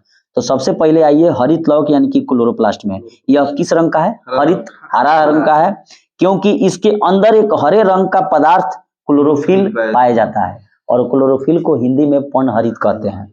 और इसी के सहायता से पौधा जो है अपना फोटोसिंथेसिस करता है, अर्थात प्रकाश संश्लेषण करता है और भोजन बनाता है। इसलिए हरित लवक को यानी कि क्लोरोप्लास्ट को पादप कोशिका का रसोई घर कहते हैं, और इसमें राइबोसोम पाया जाता है। तो जब ये प्रश्न पूछेगा कि पादप कोशिका का रसोई घर किसे कहते हैं, क्लोरोप्लास्ट को, हरित लवक को। क्यों, क्योंकि इसके हरित लवक में हरे रंग का क्या है, वर्णक है, जो क्लोरोफिल है। पत्तियों का रंग पीला कैरोटीन के कारण होता है। तो जब भी ये प्रश्न, जहां भी पीला अगर रंग आ जाए तो सीधे कैरोटीन मार देना है, उजला आ जाए तो केसिन मारना है। अवर्णी लवक यानी कि ल्यूकोप्लास्ट, यह रंगहीन है, कोई रंग नहीं है इसका, और यह पौधे के उन भागों की कोशिकाओं में पाया जाता है जो सूर्य के प्रकाश से वंचित है, यानी कि जहां सूर्य का प्रकाश नहीं पहुंचता है। ठीक है, ठीक है, जैसे जड़ों में, भूमिगत तनों में आदि में ये भोज्य पदार्थों के संग्रह करने वाला लवक है। जैसे आलू के सोरिया रहेला जमीनवा में, आलू बन गई और निकाले तो उस कौन रंगे के न रही, जैसे धूप पड़ी बस खत्म। कौन कहता है, बाय बाय टाटा, राहुल गांधी, खत्म, बाय बाय टाटा। एगो भाषण सुने से ऐसा मशीन लाऊंगा कि एक तरफ से आलू डालो और दूसरे तरफ से सोना निकलेगा। काज ना का सही है, गलती है, छोड़िए। अब देखिए वर्णी लवक यानी कि क्लोरोप्लास्ट, ये रंगीन है। ठीक है, और जो प्रायः लाल, पीले, नारंगी रंग के होते हैं, और ये पौधे के रंगीन भागों जैसे पुष्प, फल, बीज, बीज आदि में पाए जाते हैं। मैं आपको बता दूं कि प्रश्न पूछा था बीएसएससी इंटर लेवल में कि निम्न में से कौन जो है रंगहीन होता है, तो क्या मारिएगा लोग, ल्यूकोप्लास्ट। और रंग वाला कौन हो जाएगा, क्रोमोप्लास्ट। ठीक है, और हरे रंग का कौन अवर्णक है, क्लोरोप्लास्ट या क्लोरोफिल। तो वर्णी लवक के अन्य उदाहरण क्या है, टमाटर का लाल रंग किसके कारण होता है, लाइकोपीन के कारण। गाजर का जो रंग होता है वो कैराटीन के कारण होता है। चुकंदर का जो रंग होता है वो विटामिन के कारण होता है। और वनस्पतियों को पराबैंगनी किरणों के दुष्प्रभाव से बचाने वाला वर्णक कौन है? प्लास्टिड कौन है? फाइकोसाइनिन। बहुत बार ये प्रश्न पूछा जाता है कि वनस्पतियों को पराबैंगनी किरणों के दुष्प्रभाव से बचाने वाला वर्णक फाइकोसाइनिन है। अब आइए रसधानी यानी कि भोकुल्स में, यह कोशिका की निर्जीव रचना है। क्या है? निर्जीव रचना है और इसमें तरल पदार्थ भरी रहती है और जंतु कोशिकाओं में यह अनेक और बहुत छोटी होती है, परंतु पादप कोशिकाओं में यह कोशिका का 90% स्थान घेरता है। और रसधानी एकल झिल्ली से आवृत होती है और जिसे टोनोप्लास्ट कहते हैं। क्या कहते हैं? टोनोप्लास्ट। और अमीबा में संकुचनशील रसधानी उत्सर्जन के लिए महत्वपूर्ण है। तो जब भी यह प्रश्न पूछेगा कि निम्न में से किसमें संकुचनशील रसधानी उत्सर्जन के लिए महत्वपूर्ण है, तो अमीबा हो जाएगा। ठीक है, हमारे तो बुझाते है तड़िया यही से निकले लगा दो रसधानी से का केंद्रक का ये न्यूक्लियस बहुत ही इंपॉर्टेंट है। केंद्रक की खोज किसने की थी? रॉबर्ट ब्राउन ने। और कोशिका की? कोशिका का शब्द का प्रयोग सर्वप्रथम किसने किया? रॉबर्ट हुक ने। कोशिका को सबसे पहले किसने देखा और इसका वर्णन किसने किया? लीवेनहॉक ने। ठीक है, कोशिका सिद्धांत का प्रतिपादन स्लाइडन यमसान ने। और कोशिका विभाजन को किसने देखा? रुडोल्फ विर्चो ने। और यहाँ कोशिका था ही केंद्रक है, बड़ी फंसता है कोशिका और केंद्रक में। उस सेल था ही न्यूक्लियस है। तो केंद्रक की खोज रॉबर्ट ब्राउन ने की थी, ये भी अंग्रेज में होगा। और यह कोशिका का सबसे प्रमुख अंग होता है। कोनो भी चीज का जो सेंटर होता है सबसे प्रमुख अंग होता है। जिससे मानव शरीर का सबसे प्रमुख अंग हार्ट है, यहाँ गोली लगा तो साफ। रॉबर्ट ब्राउन ने केंद्रक की खोज की और यह कोशिका का सबसे प्रमुख अंग होता है और यह कोशिका के प्रबंधक के समान कार्य करता है, यानी कि मैनेजर यही है। ठीक है, मैनेजर यही है। जैसे शरीर का मैनेजर कौन है? माइंड एवं हार्ट है। ठीक है, हार्ट बंद तो माइंडो खत्म। दिमाग थोड़ा देर ला खत्म हो जाई तो जी जाए, लेकिन हार्ट खत्म भइल तो गई नहीं। यानी मैनेजर मानी तो उगे का उ चलता तब नहीं सोचता। मान ली कोमा में चल गई नहीं, दिमाग नहीं है काम करत का लुटा जाई बैंक। मान ली कोमा में रुआ चल गई नहीं, हार्ट चलता तो जिंदा बानी ना, आशा तब ये बंद हो जाई तो दिमाग काम ना करे। तो कह रहा है कि कोशिका के प्रबंधक कौन है? न्यूक्लियस यानी कि केंद्रक। और इसकी खोज रॉबर्ट ब्राउन ने की थी। कह रहा है कि केंद्रक द्रव्य में, खूब ध्यान से इसको सुनना होगा नहीं तो हमेशा फंसते रहेगा, कि केंद्रक का जो इसमें द्रव्य होता है उसमें धागे नुमा पदार्थ जाल के रूप में बिखरा रहता है, जिसे हम लोग क्रोमोटीन कहते हैं। हम लोग इधर पढ़े थे कि प्रोकैरियोट कोशिका में हिस्टोन प्रोटीन नहीं बनता है, जिसके कारण क्रोमोटीन जाल नहीं बनता है। और जब क्रोमोटीन जाल नहीं बनेगा तो केंद्रक नाम की कोई चीज वहां पर नहीं होगी। तो यहाँ जो है कि केंद्रक को लाने के लिए क्या होगा? हम लोग को क्रोमोटीन जाल बनाना होगा, और जब क्रोमोटीन जाल बनेगा तब ना केंद्रक बनेगा। और क्रोमोटीन जाल क्या है? धागा का रूप में बिखरा हुआ है। और क्रोमोटीन, इसको नाम इस धागे को किसने दिया? तो फ्लेमिंग ने। ठीक है, यह प्रोटीन हिस्टोन एवं डीएनए यानी कि डीऑक्सीराइबोन्यूक्लिक एसिड का बना होता है। जब केंद्रक रहेगा तो हिस्टोन नामक प्रोटीन जरूर रहेगा, क्रोमोटीन जाल जरूर बनेगा। कह रहा है कि कोशिका विभाजन के समय क्रोमोटीन जो है सिकुड़ कर अनेक छोटे मोटे धागों के रूप में संगठित हो जाते हैं, और इन धागों को ही गुणसूत्र यानी कि क्रोमोसोम कहते हैं। और प्रत्येक जाति के जीवधारियों में सभी कोशिकाओं के केंद्रक में गुणसूत्र की संख्या निश्चित होती है। जैसे मानव में 23 जोड़ा है, और इस तरह संख्या पूछे तो 46, चिंपैंजी में 24 जोड़ा है, और संख्या पूछे तो 48, बंदर में 21 जोड़ा है, और तो पूछे 42। तो बताइएगा लोग कि गुणसूत्र कहाँ पाए जाते हैं? केंद्रक में। और अगर उससे भी अंदर जाए हम लोग तो क्रोमोटीन जाल पर कैसा? और हिस्टोन प्रोटीन के साथ। देखिए, ये जो क्रोमोसोम है ना, इसका ही छोटा रूप डीएनए कहलाता है। बात समझ रहे हैं ना? देखिए, कोई वो नाम है, सब एक के है। क्रोमोसोम कहिए, जीन कहिए, डीएनए कहिए, ये सब एक के नाम है। जिस तरह अगर प्रश्न पूछा जाए कि महात्मा गांधी ने जो है भारत में सत्याग्रह कहाँ किया, तो मार दीजिएगा बिहार। लेकिन बिहार में भी कहाँ किया? चंपारण में। चंपारण में कौन चंपारण? माने इसी तरह माने चंपारण में भी कौन चंपारण, जैसे महात्मा बुद्ध का जन्म नेपाल में हुआ था, कहाँ हुआ था? कपिलवस्तु में। लेकिन कपिलवस्तु में भी कहाँ हुआ था? तो लुम्बिनी में। यानी कि ऊपर से नीचे हम लोग आ रहे हैं, तो कभी गुणसूत्र कहिए, क्रोमोसोम, उसके बाद कह दीजिए जीन, उसके बाद कह दीजिए आप डीएनए, यानी कि बड़ा से छोटा रूप होते आ रहा है। तो यहाँ गुणसूत्र जो है धागे के रूप में कहाँ संगठित होते हैं? क्रोमोटिन जाल पर। और क्रोमोटिन जाल कहाँ पाया जाएगा? केंद्रक में। तो मानव में जो है गुणसूत्रों की संख्या कितनी है? 23 गो है। संख्या पूछेंगे तो 46, और जोड़ी पूछेंगे तो 23। अब बंदर में कितना है? 42, 21 गो है। और चिंपैंजी में 48 है, यानी कि 24 है। ठीक है, ध्यान से सुनिएगा लोग। प्रत्येक गुणसूत्र में जेली के समान एक गाढ़ा द्रव्य होता है जिसे मैट्रिक्स कहते हैं। जेली, अरे रस ये तो रस घिचा रस। मैट्रिक्स में दो प्रकार परस्पर लिपटे महीन एवं कुंडलित सूत्र दिखाई देते हैं जिसे क्रोमोनीटा कहते हैं, और प्रत्येक क्रोमोनीटा एक अर्ध गुणसूत्र कहलाता है, क्रोमाटिड। और इस प्रकार प्रत्येक गुणसूत्र दो क्रोमोटिड का बना होता है और दोनों क्रोमोटिड एक निश्चित स्थान पर एक दूसरे से जुड़े होते हैं जिसे सेंट्रोमियर कहते हैं। इधर पढ़े थे लो ना सेंट्रोमियर के बारे में। तारक काय है जिसकी खोज बोबेरी ने की थी, और यह केवल जंतु कोशिकाओं में पाया जाता है, और यह समसूत्री विभाजन में ध्रुव एक का काम करता है। गुणसूत्रों पर बहुत से जीन स्थित होते हैं। देखिए आ गया ना, क्या कहें? गुणसूत्र पर जीन होंगे और इसी पर क्या हो जाएगा? डीएनए हो जाएगा। डीएनए किस पर है? जीन पर। और जीन किस पर है? गुणसूत्र पर। और गुणसूत्र कहाँ मिलेंगे? केंद्रक में। तो गुणसूत्रों पर बहुत से जीन स्थित होते हैं जो एक पीढ़ी से दूसरी पीढ़ी तक लक्षणों को हस्तांतरित करते हैं।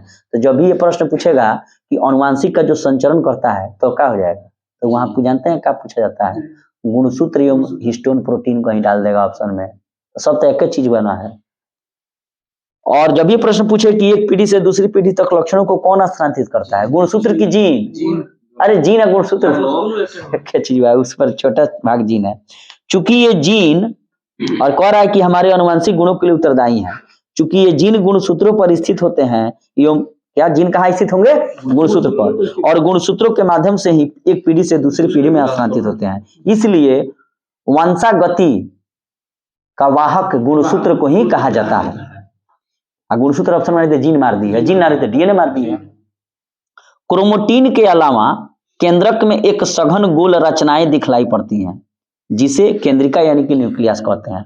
हई देखिए, हई मान लीजिए हो गया हमारा, हई क्या हो गया? सेल है, और इसी में हई सेंट्रल है, केंद्रक है। इसी में गुणसूत्र होगा, गुणसूत्र पर जीन होगा, जीन पर डीएनए होगा।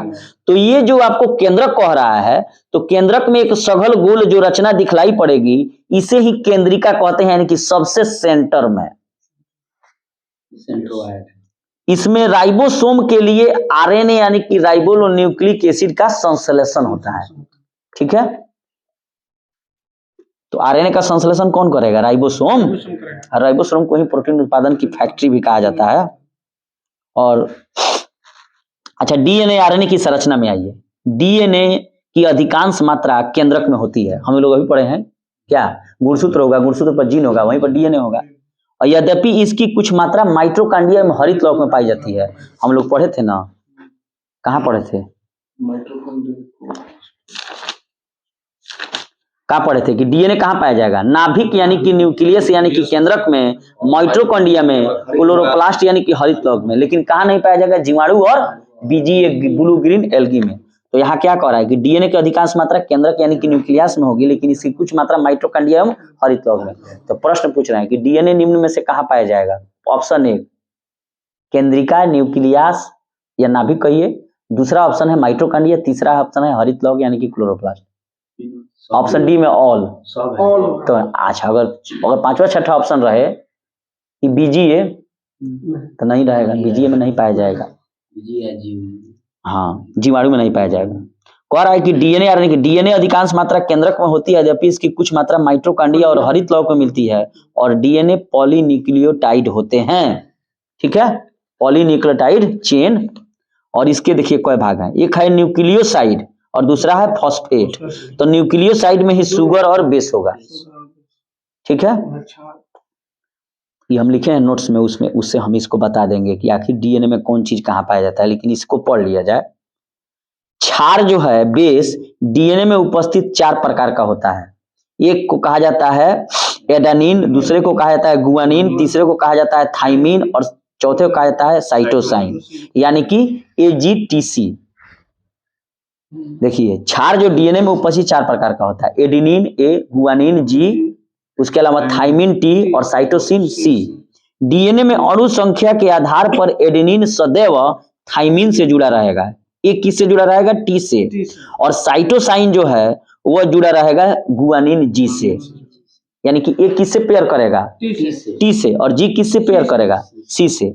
एडेनिन साइनिन के बीच 2 हाइड्रोजन बॉन्ड होते हैं, 2 गो पाई है ना, और साइटोसाइन और गुआनिन के बीच कितने हाइड्रोजन बॉन्ड होते हैं, 3। तो ये भी प्रश्न पूछा जाता है कि निम्न में से कौन किसके साथ जुड़ा रहेगा, तो एडेनिन किससे जुड़ा रहेगा, थाइनिन से, और उसके बीच हाइड्रोजन बॉन्डों की संख्या 2 होगी। और गुआनिन जो है वह साइटोसाइन से कितने हाइड्रोजन बॉन्ड से जुड़ा रहेगा, 3। ठीक है, नेक्स्ट प्रश्न बताइएगा लोग कि डीएनए की द्विकुंडलन संरचना यानी कि डबल हेक्सिल मॉडल किसने बनाया और उसको 1962 में नोबेल पुरस्कार मिला, वाटसन और क्रिक। वाटसन एवं क्रिक ने। बहुत, देखिए एक और बता देते हैं, देखिए अगर ये प्रश्न पूछे कि डीएनए की खोज किसने की थी, फ्रेडरिक मिस्चर ने।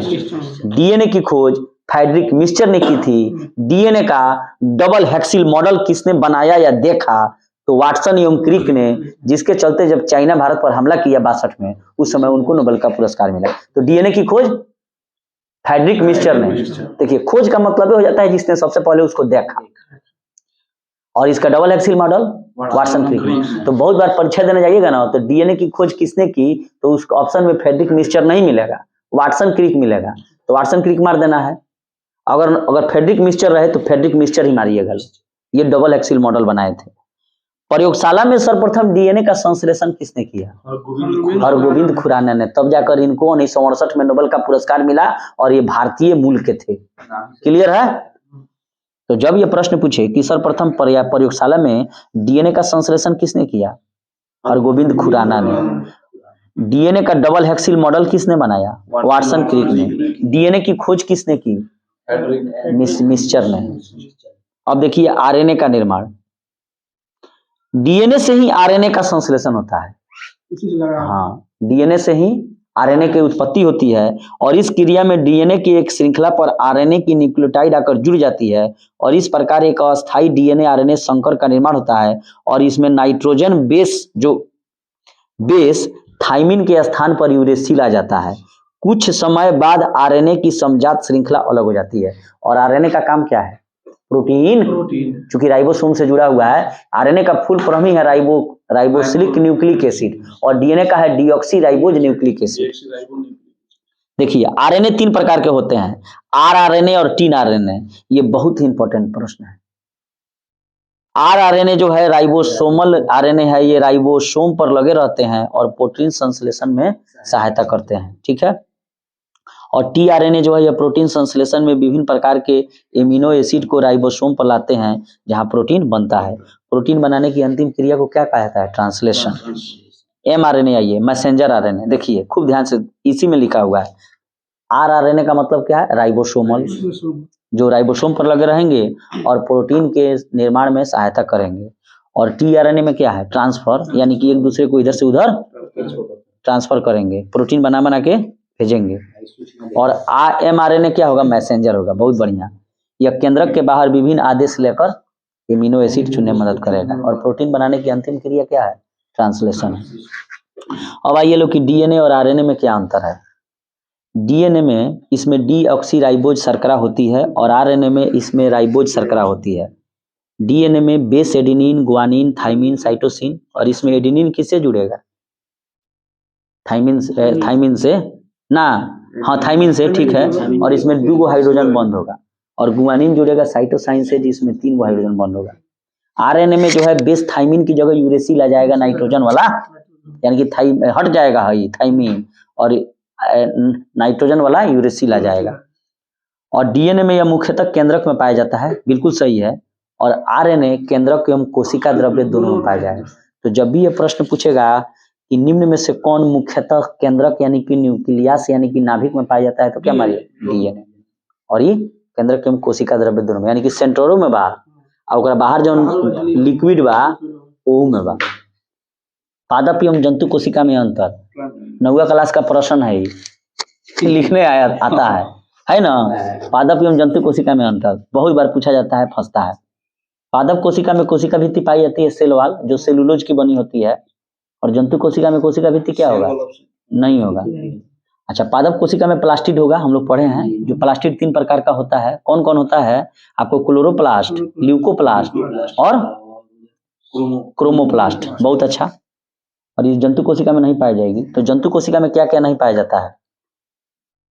कोशिका भित्ति एवं प्लास्टिड, और पादप कोशिका में पाया जाएगा। अच्छा, वहीं आपको पादप कोशिका में सेंट्रोसोम यानी कि तारक काय नहीं पाया जाएगा, जबकि जंतु कोशिका में पाया जाएगा। अच्छा, पादप कोशिका में जो रिक्तिका जो होती है वो बड़ी होती है, हाँ, जंतु कोशिका में छोटी होती है। अच्छा, और पादप कोशिका का आकार आयताकार होला, हैंग, ठीक है, और जंतु कोशिका में वृत्ताकार हुई, सर्किल के जैसे। अच्छा, कुछ कोशिकीय अंग हैं और उसके खोजकर्ता के नाम है। बताइएगा लोग कि केंद्रक की खोज किसने की थी? रॉबर्ट ब्राउन ने, ठीक है। क्लोरोप्लास्ट की खोज किसने की थी? जो हरे रंग का जिसमें क्लोरोफिल होता है, स्पिंचर ने। तारकाई की खोज बोबेरी ने। गोल्जी काय की खोज कैमिलो गोल्जी ने, जो इटली का था। और माइट्रोकांडिया की खोज ऑल्टमैन ने, ठीक है, और इसका नामकरण बेंडा ने किया था। और माइट्रोकांडिया को हिंदी में हम लोग सूत्रकणिका भी कहते हैं, ठीक है। एस्फिरोसोम पर्नर, क्रोमोटीन फ्लेमिंग, अभी पढ़े हैं लोग कि केंद्रक के अंदर क्रोमोटीन जो है एक जाल बनता है, जिसका नामकरण फ्लेमिंग ने किया था। केंद्रिका की खोज फोंटाना ने। क्रोमोसोम की खोज हाफमिस्चर ने। अंतःपद्रव्य जालिका ER के पोर्टर ने। पोर्टर सामान वो पहुंचावेला, लेकिन यातायात प्रबंधक किसे कहते हैं? गोल्जी काय को। लाइसोसोम की खोज डी डुबे ने। क्या है? आत्महत्या की थैली, आत्मघाती की थैली को ही है, सुसाइड वेसल, और ये क्या करेगा? सबको पचा देगा। राइबोसोम की खोज पेलेड ने, लेकिन राइबोसोम की जो है अगर जंतु में कहेगा तो पेलेड ने, ठीक है, पादप में कहेगा तो रॉबिन्सन ब्राउन ने। जीव द्रव्य की खोज डुजार्डिन ने, और जीव द्रव्य का नामकरण पुरकिंजे ने। तो जब भी ये प्रश्न पूछेगा कि जीव द्रव्य की खोज यानी कि प्रोटोप्लाज्म की खोज किसने की? डुजार्डिन ने। और जीव द्रव्य का नाम कौन दिया? पुरकिंजे ने। केंद्रक कला हार्टविग ने, ठीक है। अब आते हैं लोग कि कोशिका विभाजन, ठीक है। कोशिका विभाजन, कोशिका विभाजन को सर्वप्रथम किसने देखा था? बिरचाऊ ने। बहुत प्रश्न बार बार ये पूछा जाता है कि सेल डिवीजन को सर्वप्रथम किसने देखा था, तो उसका नाम होगा बिरचाऊ ने, ठीक है। कोशिका का विभाजन मुख्यतः कितने प्रकार से होता है? 3 प्रकार से। एक होता है असूत्री विभाजन यानी कि जिसको एमिटोसिस कहते हैं, समसूत्री विभाजन यानी कि मिटोसिस कहते हैं, और अर्धसूत्री विभाजन यानी कि मियोसिस कहते हैं, ठीक है। तो कहने का मतलब है कि प्रोकैरियोट जो कोशिका है उसमें हमेशा अर्धसूत्री विभाजन यानी कि मियोसिस ही होगा, जबकि जंतु कोशिका है उसमें आपको मियोसिस या मिटोसिस दोनों प्रकार का होगा। तो ध्यान से सुनिएगा लोग कि असूत्री यानी कि मिटोसिस का संबंध जो है किससे नहीं होगा? ना यूकेरियोट कोशिका से होगा, ना प्रोकैरियोट कोशिका से होगा, ना पौधे से होगा, ना जंतु से होगा। ये सिर्फ होगा कहाँ? अविकसित कोशिकाओं जैसे कि जीवाणु, नील हरित शैवाल, बीजीय, ईस्ट, अमीबा, प्रोटोजोआ। तो ये तो हम लोग को यहीं पर छट गया। जीवाणु छोटा चीज ना हो गया जी, और जंतु बड़ा चीज हो गया। तो जंतु में तो असूत्री नहीं होगा यानी कि एमिटोसिस, न पादपे में होगा, पौधा ही बड़ा चीज है। ये कहाँ कहाँ होगा? जिसकी कोशिकाएं अविकसित हैं, जैसे जीवाणु की, नील हरित शैवाल की, ईस्ट की, अमीबा की, प्रोटोजोआ की। अगर कहते हैं तुम मरबो तो साला उदी आ जाएगी कैसन। तो जब भी ये प्रश्न पूछे कि जीवाणुओं की कोशिका में कौन विभाजन माने किस प्रकार का विभाजन होता है? एमिटोसिस, असूत्री विभाजन। और बीजीय में वही होगा एमिटोसिस, और ईस्ट, अमीबा, प्रोटोजोआ में एमिटोसिस, असूत्री विभाजन।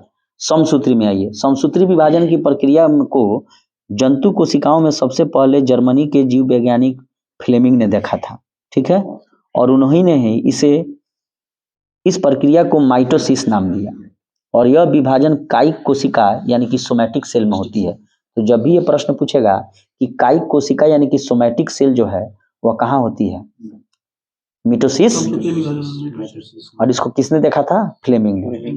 अध्ययन की सुविधा के लिए समसूत्री विभाजन यानी कि मिटोसिस को 5 भागों में बांटा जाता है, ठीक है, इंटरफेज, प्रोफेज, मेटाफेज, एनाफेज और टेलोफेज। इस विभाजन के फलस्वरूप एक जनक कोशिका 2 संतति कोशिकाओं का निर्माण करती है और प्रत्येक संतति कोशिका में गुणसूत्र की संख्या जनक कोशिका के बराबर होती है। खूब इसको ध्यान से सुनिएगा, ये बहुत बढ़िया चीज है। कहने का मतलब है कि कोई सेल है, अगर मान लीजिए कि उसमें जो है 46 गो गुणसूत्र है, मानव का सेल है, अगर 2 भाग में बट गया तो 46 उसमें भी रहेगा, 46 इसमें भी रहेगा। ये नहीं कि आधा 23 गो में रही तो न लड़के हो न लड़के ही जानवर छक्का ना हो जाला सन, 2 गो कम हो जाला तो नहीं पढ़ का। सुन छक्का लगे से छक्का लोग कहीं गरियावा सन मथम नहीं कस कहिए सन। देखिए कहता है, सुनिए लो, उसमें हो जाएगा कि देखिए उसको कहा जाता है क्लीनफेल्टर सिंड्रोम, क्लीनफेल्टर सिंड्रोम, और यह रोग पुरुषों में होता है। और इस रोग से ग्रसित पुरुष के गुणसूत्रों की संख्या 46 की जगह 47 हो जाएगी और पुरुषों का वृषण जो है यानी कि वो अल्प विकसित हो जाएगा, माने हथियार, और स्त्रियों के समान स्तन वृद्धि हो जाएगा। और इस रोग से ग्रसित पुरुष अक्सर नपुंसक होते हैं। तो इसको क्या कहते हैं हम लोग, क्लीनफेल्टर सिंड्रोम। 46 की जगह 47 हो जाएगी। कम बेस करबा नु 46 से तो न मर्दे में रही ना मौगिए में रही, बीच में रह जाए। आ स्त्रियों में जो होता है उसको कहा जाता है टर्नर सिंड्रोम। इस रोग से ग्रसित जो महिलाएं होती है उसमें गुणसूत्रों की संख्या 45 रह जाला, यानी कि 44 A + X हो। और इसमें शरीर स्त्रियों का अल्प विकसित, कद छोटा, वक्ष चपटा रहेगा, माने ब्रेस्ट नहीं रहेगा, और जननांग भी प्रायः उनका अविकसित रहेगा, और जिससे वे बांझ यानी कि स्टेराइल हो जाती हैं। तो एगो ज्यादा बढ़ जाए तो का होई, नपुंसक हो जाएगी, और 2 गो कम हो जाए तो वो मेहरारू खत्म हो जाए, मेहरारू ना रही। तो कह रहा है कि समसूत्री विभाजन यानी कि मिटोसिस जो है, एनाफेज, मिटोसिस की एनाफेज सबसे छोटी होती है और यह केवल 2-3 मिनट में समाप्त रहती है। तो जब भी ये प्रश्न पूछेगा कि मिटोसिस की सबसे छोटी अवस्था कौन होती है तो उसको कहा जाएगा पश्चावस्था यानी कि एनाफेज, जो मात्र 2-3 मिनट में समाप्त रहती है। तो इसको याद रख लेना है कि समसूत्री विभाजन यानी कि मिटोसिस की सबसे छोटी अवस्था कौन है, एनाफेज। अब आइए लो अर्धसूत्री यानी कि मियोसिस। इसकी खोज फार्मर या मूरे ने कोशिकाओं में मियोसिस नाम दिया था, ठीक है। और अर्धसूत्री विभाजन की खोज देखिए, नामकरण किसने किया, फार्मर मूरे ने, और खोज किसने किया, बीजमैन ने। देखिए आ गया बीज, बीज डालिए सीड्स तब ना पौधा निकलेगा। तो अर्धसूत्री विभाजन की खोज सर्वप्रथम बीजमैन ने की थी। और ये प्रश्न पूछे कि अर्धसूत्री विभाजन का सर्वप्रथम विस्तृत अध्ययन किसने किया, तो स्ट्रासबर्गर ने। बर्गर खात रहलन, वही में इनकरा खोज कर दिलन। तो फिर से मैं प्रश्न पूछ रहा हूं कि अर्धसूत्री विभाजन यानी कि मियोसिस का खोज किसने किया, बीजमैन ने। और इसका नामकरण किसने कर दिया, फार्मर मूरे ने। और अगर प्रश्न पूछे कि मियोसिस का विस्तृत अध्ययन किसने किया, स्ट्रासबर्गर ने। यह विभाजन जनन कोशिकाओं में ही होता है और अर्धसूत्री कोशिका विभाजन निम्न 2 चरणों में पूरा होता है, 1-2। और सूत्री 1 में गुणसूत्रों की संख्या आधी रह जाती है, इसलिए इसे रिडक्शन डिवीजन कहते हैं। और सूत्री प्रथम विभाजन में 4 अवस्थाएं होती है, प्रोफेज, मेटाफेज, एनाफेज, टेलोफेज। सब में एक एक टाइप का रहेला, लेकिन जो समसूत्री है उसमें सबसे छोटा कौन होगा, एनाफेज होगा, पश्चावस्था। प्रोफेज देखिए, ये जो और सूत्री विभाजन है इसमें प्रोफेज सबसे लंबी व्यवस्था है, ठीक है।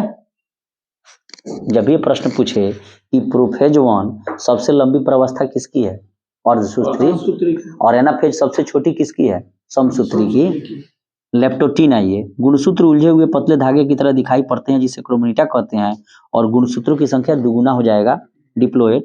जाइगोटीन, समजात गुणसूत्र एक साथ होकर जोड़े बनाते हैं जिसे सिनेप्सिस कहते हैं, और सेंट्रियोल एक दूसरे से अलग होकर केंद्रक के विपरीत ध्रुवों पर चले जाते हैं। प्रोटीन में आरएनए संश्लेषण के फलस्वरूप केंद्रिका बढ़ जाती है। पैकेटिन आइए, प्रत्येक जोड़े के गुणसूत्र छोटे और मोटे हो जाते हैं। द्विज का प्रत्येक सदस्य अनुदैर्ध्य रूप से विभाजित होकर 2 अनुजात गुणसूत्रों के बढ़ जाता है, और इस प्रकार 2 समजात गुणसूत्रों में एक द्विज के 4 अब बन जाते हैं, और इस 2 मातृ और 2 पितृ कोमिटेड होते हैं। कभी कभी मातृ और पितृ कोमिट एक से या ज्यादा स्थान पर दूसरे से क्रॉस करते हैं, और ऐसे बिंदु पर मातृ या पितृ कोमिटिड टूट जाते हैं, और एक क्रोमेटिड का टूटा हुआ भाग दूसरे क्रोमेटिड से जुड़ जाते हैं, और इसे क्रॉसिंग ओवर कहते हैं। इस प्रकार जीन का नए ढंग से वितरण हो जाता है, अर्थात जीन विनिमय पैकेटिन अवस्था में ही होता है। तो जब भी ये प्रश्न पूछेगा कि जीन का जो ट्रांसफर होगा वो किस अवस्था में होगा, पैकेटिन। पैक को तब भेजी अमेजॉन सामान।